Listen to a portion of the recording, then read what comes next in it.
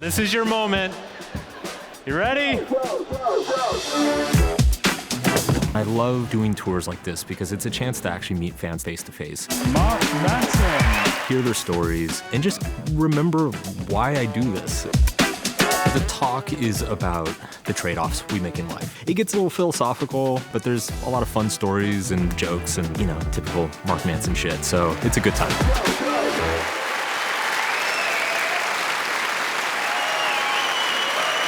What's up, Melbourne? How are you?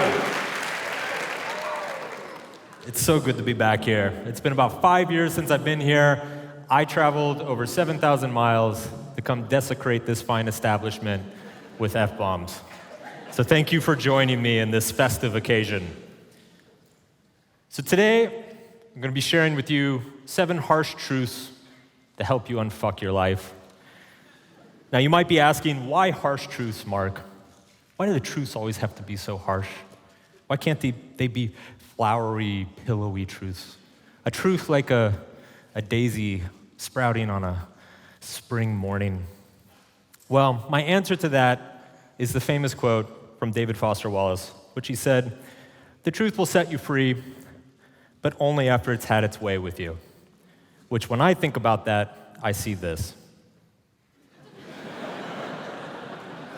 So for the next 45 minutes or so, I'm going to have my way with you, Melbourne. Bend over and get ready. So tonight, we're going to be talking about a lot of things. We're going to be talking about the one mental mistake. I don't even know if it's a mistake. It might be like a mental flaw that I think leads to probably 99% of our bad decisions in life. It's something that we're all susceptible to, and I don't think it's particularly obvious. We're going to talk about why we blame others for our bullshit, and hopefully how we can try to stop.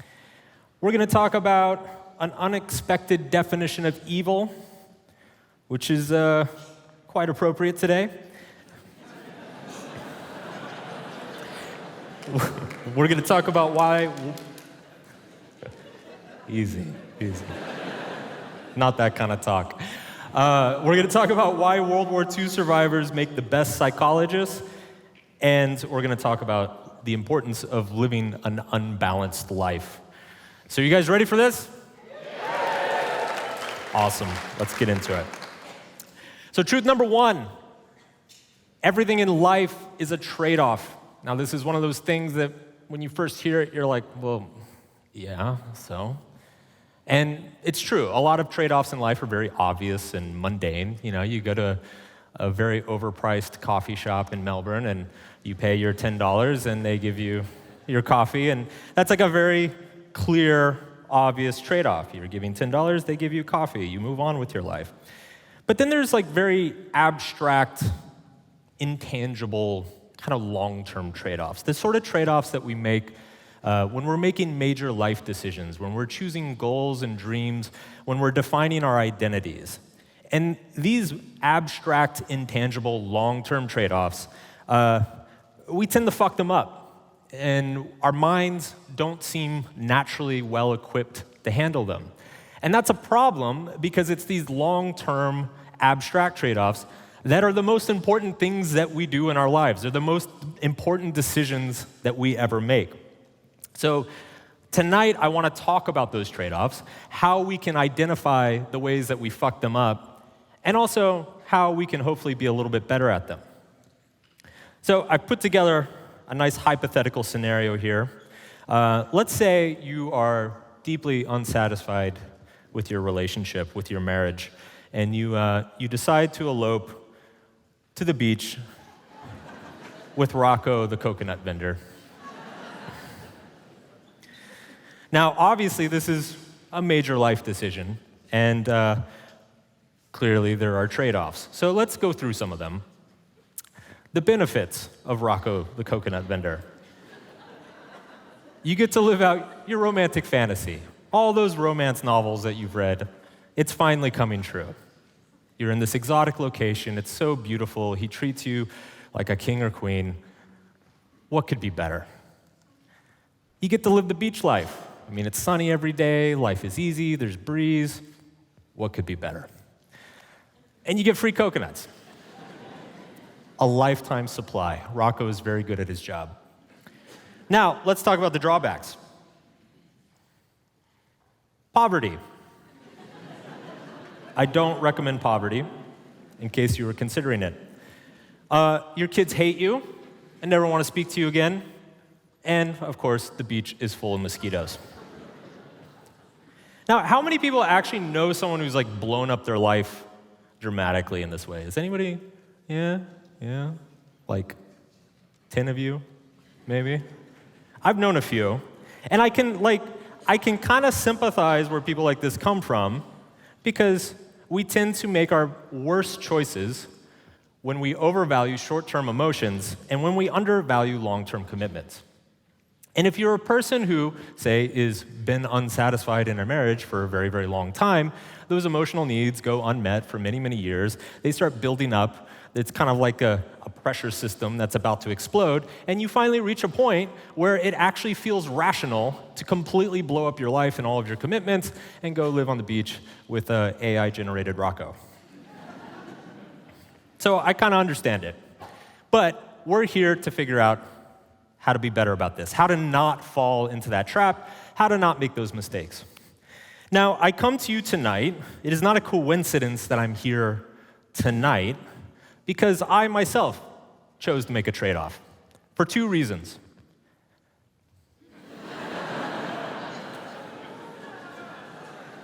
Little did I know that Australians give way more fucks about my fucking election than any of my friends and family do back home. I went on ABC radio this morning, and all they did was fucking ask me about the election. I'm like, really, guys? Like, why do you think I'm here? Truth number two, our mind's natural tendency is to deny that any trade-off exists. This is where we start running into trouble. And there's a real psychological reason that this happens, and we're going to dig into that.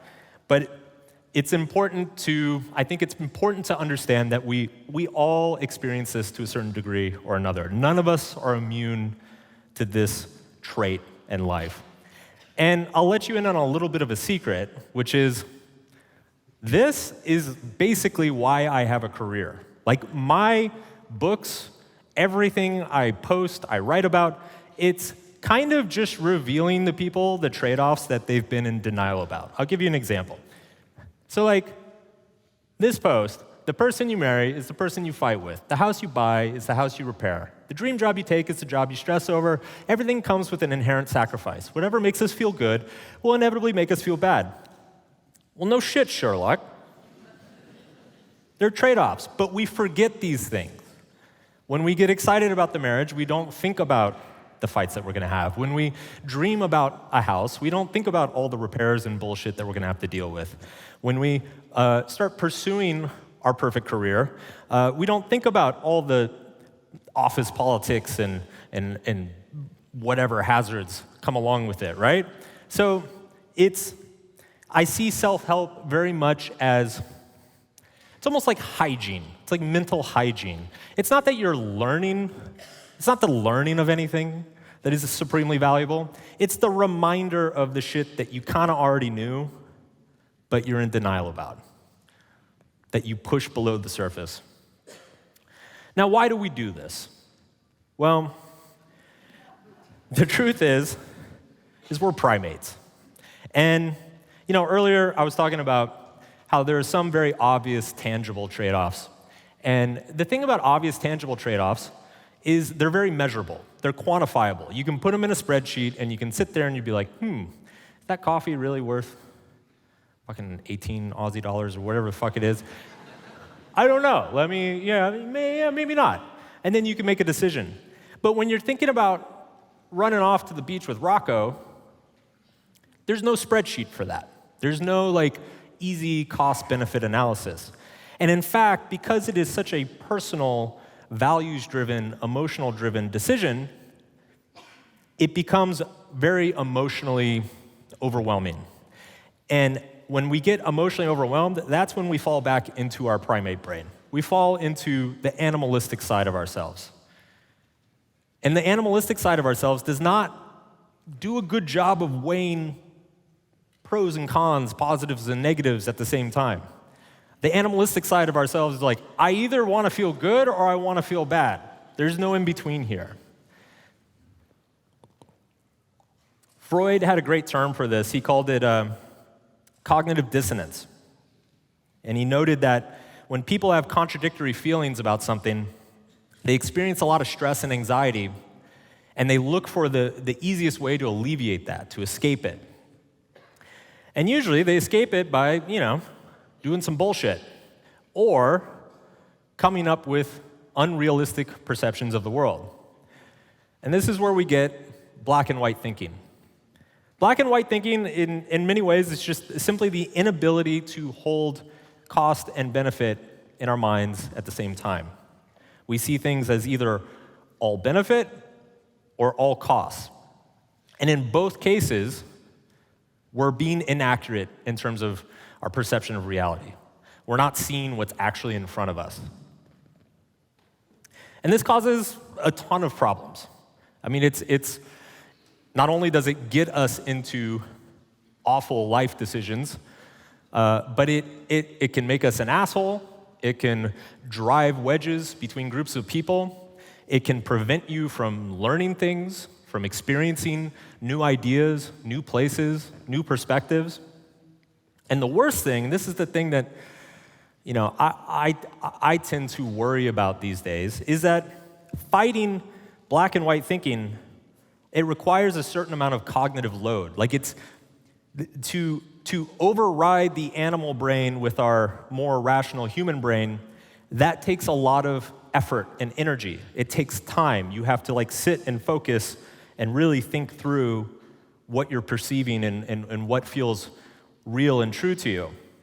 And the more distracted you are, the more you're bombarded by information and news stories and social media and all the stuff that's going on with all your friends all the time, the less cognitive horsepower you'll have to fight against the black and white thinking. And I think we obviously see the repercussions of that across society.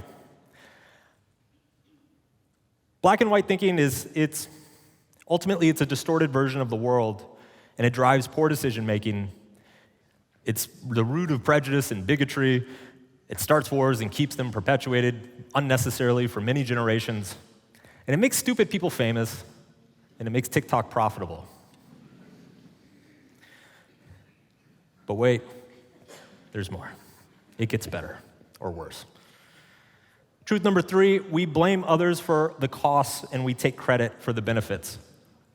So when we're in this distorted view of reality of something is either all cost or all benefit, the way we escape cognitive dissonance, the way we relieve the tension of our cognitive dissonance, is that we just outsource the cost to somebody else.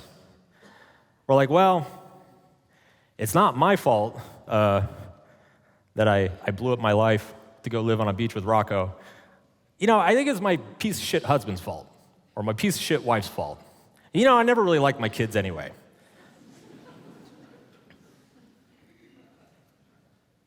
There might be something to that, but I think in psychology, this is known as the actor-observer bias. The actor-observer bias basically finds that when I run a red light, it's because I'm in a hurry and I have a really important meeting to go to. And when you run a red light, you are an irresponsible, psychopathic piece of shit. And you should be put in jail and never let out. The comedian George Carlin had a great quip about this. He said, have you ever noticed that everyone driving slower than you is an idiot and everyone driving faster is a maniac? It's this amazing effect that somehow you are always the one driving the perfect speed. It's incredible. You're so talented. How did you do that? Now this relief of cognitive dissonance, this leads into one of the main themes of subtle art, which is entitlement. Because to perpetuate the belief that other people are responsible for your problems and you're responsible for your benefits, you have to start believing that you are somehow uniquely privileged or deserving, or you are somehow uniquely victimized by the world. It's essentially believing that you deserve to receive benefits in life without giving up any costs. Entitlement is the natural consequence of denying that we have trade-offs, and it necessitates black and white thinking because it forces you to delude yourself about reality.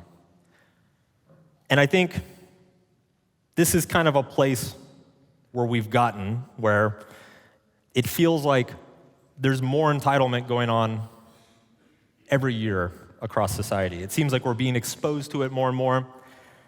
I think there's a couple arguments. There's some research, some data sets that are showing that narcissistic traits have been rising over the past few decades. There might be something to that, there might not. You could also make the argument that we're simply exposed to narcissistic fuckwits more often. There's probably something to that as well. But I think a really important point is that entitlement is not learned. Entitlement is unlearned. Entitlement is our default state as animals. It is the monkey side of our brain.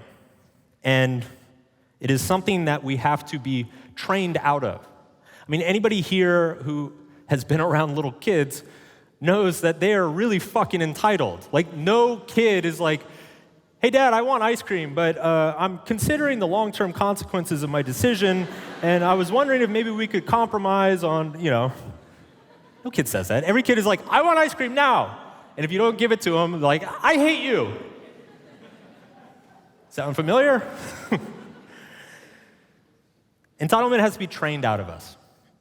And I think if it is becoming more prevalent across society, I do think that some of that onus falls on the leaders of society. Because ultimately, the role, whether it's parents or teachers or leaders, community leaders, politicians, their role is to train people out of entitlement, to civilize them, help them think long-term, help them consider trade-offs, help them consider their fellow man. And so if we are losing that capacity as a society, then some of that must fall to us. Now, Big Daddy Wallace had another great quote. He said, "Evil people never believe that they are evil, but rather that everyone else is evil." I think this is kind of the end state of an entitlement mindset. Because once you have truly come to believe that every pain in your life is the responsibility of someone else, it's only logical that you start seeing everyone else as an enemy. And I guess, as you go through the world and you're exposed to certain people and ideas, at least for me, this is the best litmus test I have found for detecting if there's character there. And you can invert this as well. You could say, good people rarely believe that they're good people, but rather they see good in everyone else. And so I think that's something for us to aspire towards. Now, I have a really important question for you guys. As you know, I'm American, which kind of means I represent the world and freedom and God. So, on behalf of the world, explain yourself.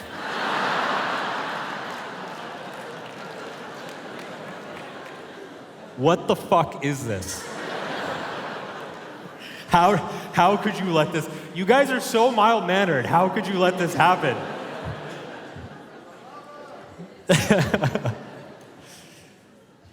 I don't have a point for this slide. I just wanted to ask you that. Truth number 4.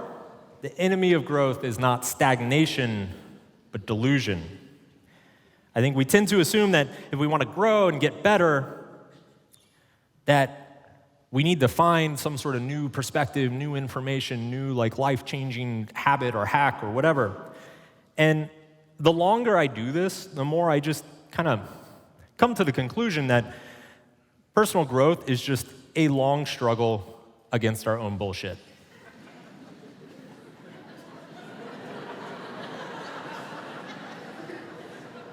I don't know who made that.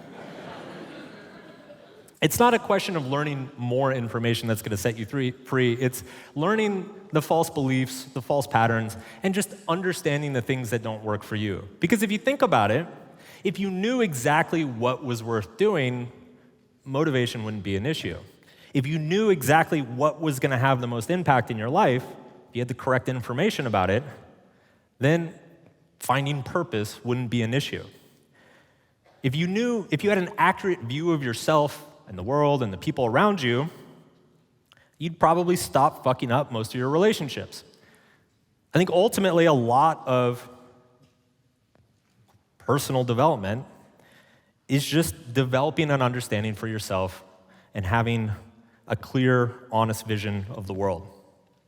So how do we do that? Well, if there's one piece of practical advice or a takeaway from this talk that I'd like you to take, it's this. Don't set out to make changes, make experiments. It's typical in my industry, that you're supposed to, here's the model or framework and it's going to change your life and now you're going to go be a new person. And I think that model of like a clear before and after moment in your life is not only unrealistic, it usually doesn't happen that way, but it's also, I think it puts unhelpful pressure and expectation on you. When you read a book or take a course and you have this expectation of like, okay, now I'm supposed to be different, it can be very counterproductive. Because then you feel like a dumbass if you're not. Or if you like try to do the thing and you mess up a few times, or you're not really liking it, or you feel worse, you feel like something's wrong with you. But when you approach things like an experiment, you basically approach things in terms of gathering information. Because the truth is that the only personal development advice that works is personal. It's different for everybody in this room. And so nobody can tell you what's right for you or what's going to work for you except for yourself.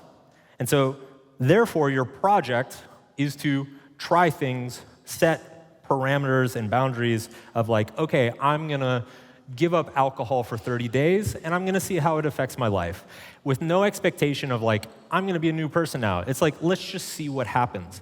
Because when seeing what happens, that's when the costs and the benefits are actually revealed to you. And you discover that all of the benefits you thought you were getting from drinking alcohol weren't really that big of benefits. And all the costs that you thought were there from giving up, actually, they were pretty big costs. And it's going to be different for everybody, right? Give up social media for a week. Stop talking to that friend who treats you like shit. Like, just see what happens. And these experiments, they can take place. They can be behavioral changes. They can be difficult conversations with people in your life. They can be any number of things. But I think when they're framed as an experiment to discover information about you and yourself and the world around you, it removes all of the shame and pressure and judgment. Truth number 5, all trade-offs cause pain. Bad trade-offs cause suffering. There's a great story about, or an allegory that was supposedly taught by the Buddha that I really love and I find very inspiring. The Buddha said that that getting hurt is like getting struck by 2 different arrows. The first arrow is the actual arrow piercing your skin. There's the physical pain, the sensation. And the first arrow, it can be excruciating, but it's always temporary. It always goes away. It eventually heals. The second arrow is the meaning that we put around the first arrow. It's why was I the one who got shot by the arrow? Why didn't Jim get shot by the arrow? Jim's an asshole. He should have gotten shot by the arrow. It's all the excuses or the demands, like, well, I got shot by the arrow, so people need to be nice to me now because I got shot by the arrow. Why aren't people nice to me? Well, maybe I deserve to get shot by the arrow. It's like that fucking mental game that we start playing with ourselves, that endless narration that goes on around the pain. And the problem with the second arrow is that those stories and that narration, it doesn't go away easily. It can last and persist well into the future. In fact, in many cases, we forget that it's a story. We forget that we invented a narration around our pain, and because we forget that it's just a story, it sticks with us forever. This is why, I guess, kind of like the central takeaway of subtle art of like using, instead of thinking about what benefits you want in life, thinking about what costs, or as I put it in the book, what pain you want to sustain, this is the closest thing I have found to like a mindset hack. Because it's essentially asking yourself, what is the first arrow that I actually kind of enjoy? Like, we're all secretly a little bit masochistic. You know, we like the harsh truths, like, fucking hit me, daddy. Or maybe that's just me, I don't know. But like, we all have something in our lives that some pain, some struggle, that secretly kind of enlivens us. It makes us feel alive. It's like we enjoy the challenge and we enjoy the process of overcoming. And if we use that as the starting place, we become immune to the second arrow. And if we use that as a starting place, then we're always aware of the costs that we're incurring. We know what we're getting into before we do it. Like, writing a book is fucking hard. It's grueling. It's isolating. It's full of self-doubt. And, you know, sometimes you just want to crawl under your desk and start crying. But there's a part of me that like fucking likes that. It's like, I don't know. It enlivens me. And that's probably why I'm an author. It's funny because before I even thought about writing anything, I went to music school. I initially aspired to be a musician. And I remember I was really having a hard time with it. I was like really, really frustrated. I remember I was practicing probably 4 to 6 hours a day, and I went to one of my guitar lessons, and I remember the teacher just looked at me. He was like, "Stop playing. You don't practice enough." And I was like, what the fuck? What is wrong with me? And I remember there was one kid in my class. His name was Chris McQueen. He was the one guy in the music program that everybody was like, okay, that guy's gonna make it. We're all just like trying to get by. And I cornered him in the cafeteria one day, and I was like, okay, he's gotta know something. He's gotta have like a secret or a hack or a method or something, right? And I corner him in the cafeteria. I start talking to him. I'm like, what's your practice routine, right? How do you warm up in the morning? Like, how do you approach a song? Like, what's your process, you know? And he just kept like looking at me and like shrugging. He was like, I don't know, I just play for a while. And I'm like, great, fuck you, all right. And it took me a long time. By the way, I dropped out. Chris McQueen has 2 Grammys. But it took me a long time to figure out that ultimately, he didn't have to think hard about practicing because he just liked practicing. And I had to think hard about practicing because I fucking hated practicing. And ultimately, the real cost of being a musician was practicing. Because if you're a professional musician, the vast majority of your time is spent practicing. And you don't think about that when you're watching like a fucking Taylor Swift concert or whatever.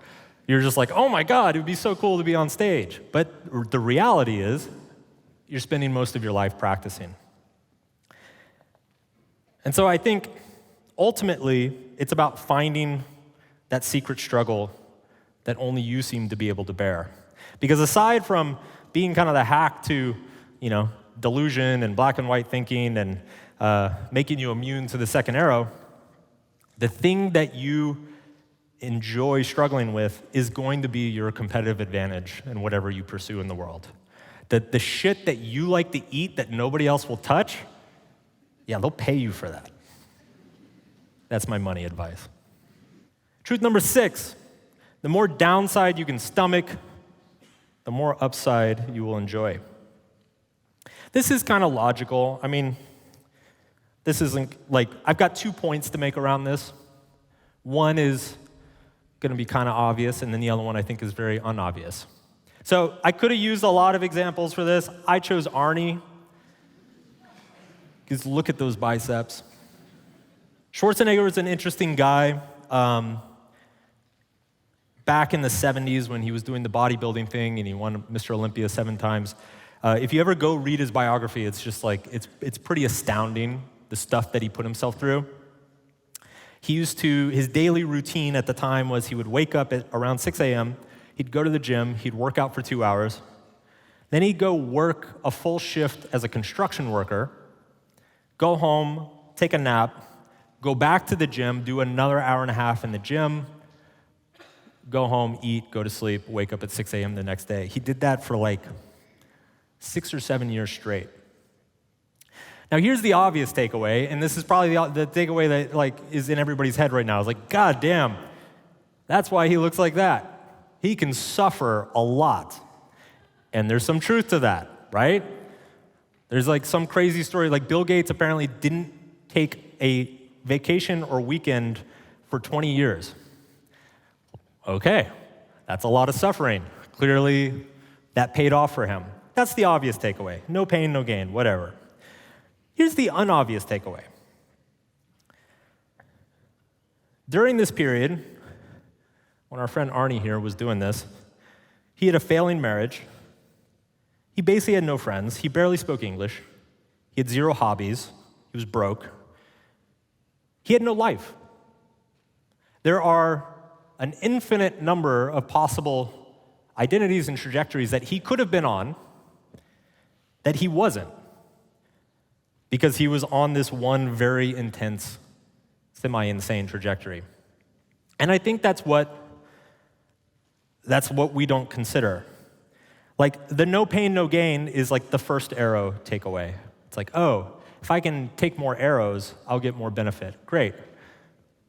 What we don't think about is that there's an identity, a self-definition that has to go as well.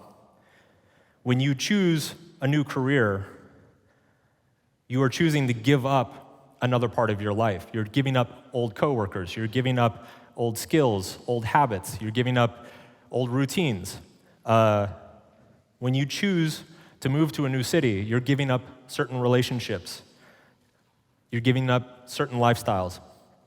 There's like a void that happens anytime you change yourself. And this gets missed a lot. Again, like, change and growth is usually marketed as like this kind of euphoric, oh my God, I'm a new person. When the reality is that there's a component of grief to it, because you are losing your former self. And the same way you grieve a lost friend or a lost family member, you grieve that former self, even if your current self is better than that former self. There's a certain loss to it. And so I think that kind of existential, identity-based loss of self-definition is what fucks people up. I'll give you an example from my own life. I've spent most of the last 5 years trying to like actually be healthy. And like most people, I sucked at it. You know, I'd lose, 6 or 8 kilos, plateau, gain it all back, get frustrated, lose it again, like did the fucking yo-yo thing that we all do. And initially, my approach was very much the first arrow approach. It was like, I just need to get to the gym more. I just need to like fucking eat less cheesecake. Just suffer a bit more, Mark. You can make it.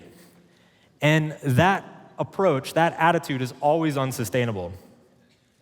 Eventually, what I figured out after 2 to 3 years of trying and failing is that you have to take the second arrow approach. That this isn't just about short-term suffering or sacrifice. This is about identity. I had to start looking really hard at my lifestyle choices. I realized that alcohol and food was a huge part of my social relationships. That food was a huge part of how I medicated my anxiety. That alcohol was kind of how I dealt with my family. It's okay, my mom won't hear this. And so until I started addressing that, nothing actually changed. Like, I actually had to lose friendships to lose weight. That sounds fucking crazy, but it's true. Because I had to drink less, and then when I drank less, I realized that some of my friends I had nothing in common with other than we just like to get shit-faced together. And like, that was part of my life. And so, again, it's the self-definition, it's the willingness to let go of a past self and to grieve that past self. Another way of thinking about this is that I think we gain more, we improve by not gaining more, but simply focusing on less, narrowing our identity. Truth number 7, there's no such thing as a balanced life. Because you're naturally going to love certain costs and sacrifices more than others, and because you enjoy them more than others, when you start investing yourself into them, that's where you're going to get the most returns in terms of like happiness, meaning, purpose, good relationships. And so it makes sense to actually specialize your life. This conventional wisdom of like, you need to be balanced and you need to like have lots of hobbies and friends and do lots of things and go home early. Like, I think that's kind of fucking stupid.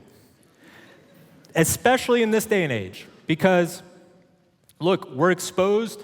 Today, we are unique in human history in that we are exposed by exponentially more cool things that we would like to do than we will ever have the opportunity to do.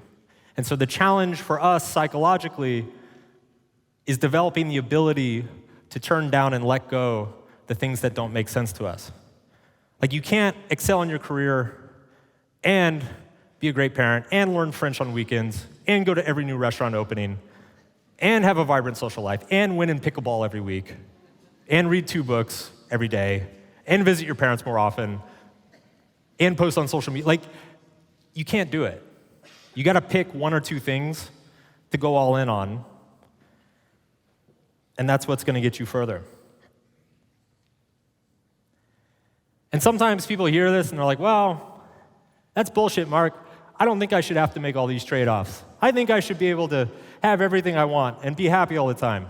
To which I say, refusing to accept trade-offs is a terrible fucking trade-off. Trade-offs are like Michael Myers. You cannot escape. Every time you think you've defeated them, they come back even harder.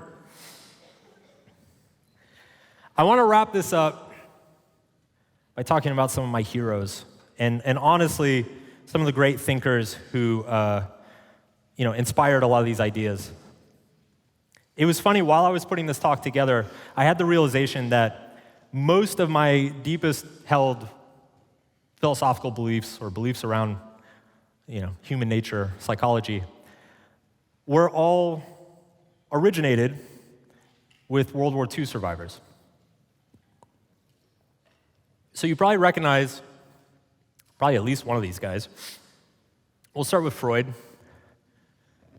Most people know Freud for, Freud's funny. He had like an early period and a late period. And in my personal opinion, Freud's early period fucking sucked. It's mostly, it's like kind of what he's known for. Like, everything you've heard about Freud that involves dicks comes from his early period. It's like, you're a dick, you want a dick, your mom wants a dick, your mom's dick. It's all early Freud.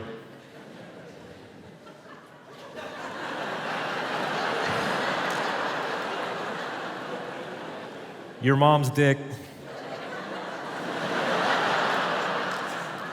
She's good. She's really good. That is professionalism.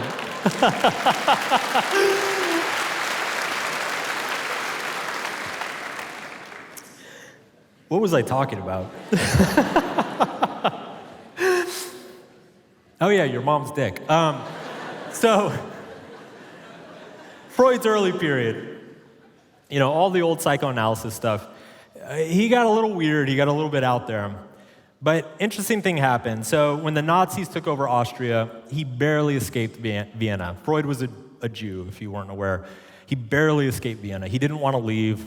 His family and friends literally physically made him leave a couple days before the Nazis came in. And he escaped to London, and he became intensely depressed. He lived the last 5 or 10 years of his life there, And the work that came from that period was incredibly profound. He wrote a book called Civilization and Its Discontents. And in that book, he talked about how people don't realize that we are mostly animal, that most of our psychology, our mind is animalistic, and it's only a very tenuous, rare, civilizing force that helps us defer gratification and weigh cost and benefits and care about our fellow man and think in more abstract principles, and that can be lost very, very easily. He saw what was happening during World War II as what happens when short-term emotions take over. Now, the guy in the middle is Viktor Frankl, who I'm sure most of you have heard about and read his book, Man's Search for Meaning. If you've not read it, it is, I feel like, an obligatory read for humanity. But he was a psychiatrist. He was sent to Auschwitz, and he survived. And he wrote a memoir about it afterwards, where he noted that the prisoners in Auschwitz who had found a reason to survive, a meaning or a purpose to the grueling work and the violence within the camps, were actually the ones who lived longer. He noted in the book that he could predict which prisoner was going to die next by the ones who lost hope. And finally, the man on the right, Jean-Paul Sartre. Most people don't know his story. He was a playwright and novelist in the 30s in France, and he was drafted into the French army when the Nazis were invading. As you probably know, that didn't go very well, and so he ended up a prisoner of war for a number of years. And he was in a prisoner of war camp, not quite a concentration camp, but still not exactly a spa retreat. And he spent, during that time, he was in isolation for almost the entire period, and he journaled furiously. And he noticed something as he spent more time in the camp, that there was a certain kind of almost relief that he started feeling at the fact that he didn't have to make choices for himself anymore. That even though he was imprisoned and his life was completely controlled by somebody else, there was a certain kind of relaxation that happened because he was no longer burdened by having to make significant decisions for himself all the time, day after day. And this freaked him out. And he eventually wrote those journal entries that eventually became Being and Nothingness, which was the foundation of existentialist philosophy. And he has this great quote where he said that essentially people are afraid of their own freedom because it comes with the burden of responsibility. It comes with the burden of accepting the costs of your own choices. It comes with the burden of accepting that anything you pursue, it means you are giving up an infinite number of alternative selves that you will never be. Last guy I want to talk about is Carl Jung. It's a nice little quote here. I'm not what happened to me. I am what I choose to become. Carl Jung was different than these other guys. It's kind of funny, actually. The Nazis really liked psychoanalysis, but the problem was that all the psychoanalysts were Jewish. So they had to go find, a pure-blood German to do their psychoanalysis for them. And so they found Jung. Jung was not Jewish. And Jung worked with them. He went to Berlin, he gave lectures, he was involved with some of the top-level Nazi leadership during his career. He even met Hitler a handful of times. And he was roundly criticized for this his entire life. For the rest of his life, people ripped into him for not taking a stand, not saying no, not standing down, speaking out, whatever. He was Swiss, so he could have, if he wanted to. Well, something really interesting happened about 10 years ago. Alan Dulles, who was the first CIA director and was the head of counterintelligence during World War II for the Allies, his memoir, he passed away, and in his memoirs and diaries, he wrote that Carl Jung was one of the most important spies for the US and UK. that he was delivering the medical records, not only of the Nazi leadership to the Allies, but Hitler himself, and that he actually participated in a couple plots to get Hitler declared as insane to try to get rid of him. And the crazy thing is, he never said anything. He never tried to defend himself. He never said, wait, I was a secret agent. No, I was doing all this stuff. He just let it go. And I find that so fucking inspiring, because the first three guys, they had everything taken away from them. And when you have everything taken away from you, it opens up a space to really see kind of the bare reality of your mind and of human nature. And all three of those men discovered really incredible things about our nature. But Jung didn't lose anything. Instead, he risked everything. He chose to potentially give up everything. And to me, that's what's so powerful about I'm not what happened to me. I'm what I choose to become. Thank you. Thank you, Melbourne. It's been a pleasure.